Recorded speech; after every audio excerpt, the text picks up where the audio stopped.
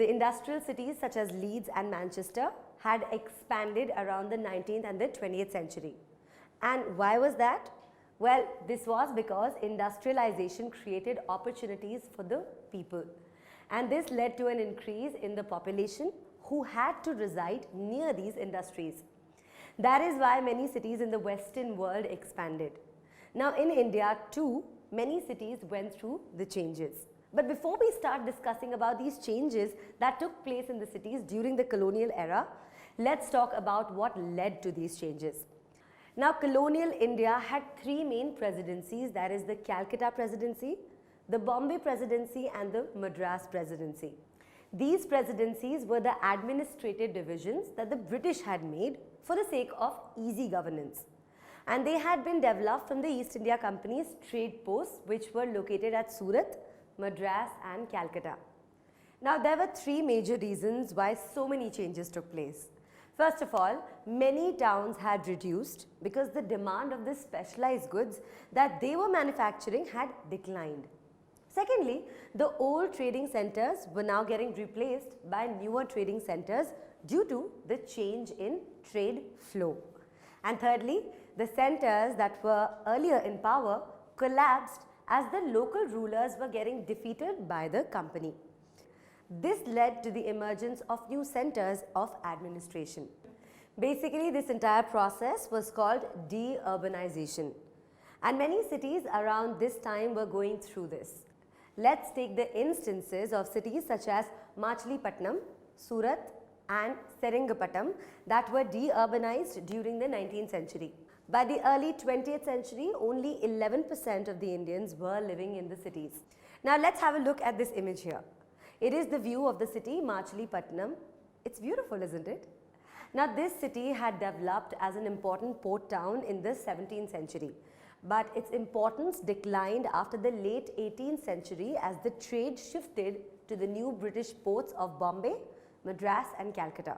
So this is a classic example of a city that has undergone deurbanization. Then let's take a look at this image here. What do you see? A port, right? Yes, this is the image of the Bombay port in the 18th century.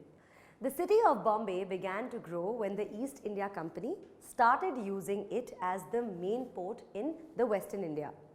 And if you go to see, even today, the city is known as Mumbai and it is an important metropolitan city. Lastly, we have the historic imperial city of Delhi, and it became a dusty provincial town in the 19th century. Then again, it was rebuilt as the capital of the British India after 1912. Okay, now let me tell you a story of Delhi under the colonial rule. Now Delhi had owned the status of being a capital city for over 1,000 years, but there have been a few gaps in its history as well. Basically, there were about 14 capital cities that were founded in a small area of about 60 square miles on the left bank of the river Jamuna. And the remains of these capital cities still exist. Now the most important capital cities were built between the 12th and the 17th centuries. And the most splendid capital was built by the Mughal king Shah Jahan. After he built it in 1639, it was called as Shah Jahanabad. It consisted of Fort Palace complex and the city was built surrounding it. Now let's look at this image of Shah Jahanabad in the mid-19th century. Now as you can see, the red fort is on the left and the red fort or the Lal Killa is made up of red sandstone. Also it contained a palace complex. Now did you notice how the walls surround the city? The walled city had 14 gates which lay to the west of the red fort. The main road of Chandni Chowk runs through the center and the main streets of Chandni Chowk and Faiz Bazaar were broad enough for the royal processions to pass through. A canal runs down through the center of Chandni Chowk, and also you can see how the course of river Jamuna is shown near the Red Fort. Of course, today it has shifted its course, and the place where you see the boat is about to begin its course is known as Daryaganj, and it is because Darya means river and Ganj means market. Now, to prevent another rebellion, the British exiled Bahadur Shah to Burma, which is the present-day Myanmar. They dismantled his court, razed several of his palaces, closed down gardens and replaced them with barracks for the British troops. You see, the British wanted Delhi to forget its Mughal past. The area found around the fort was completely cleared of gardens, pavilions and mosques, though it was interesting to note that the temples were still intact. The British wanted a clear ground for security reasons.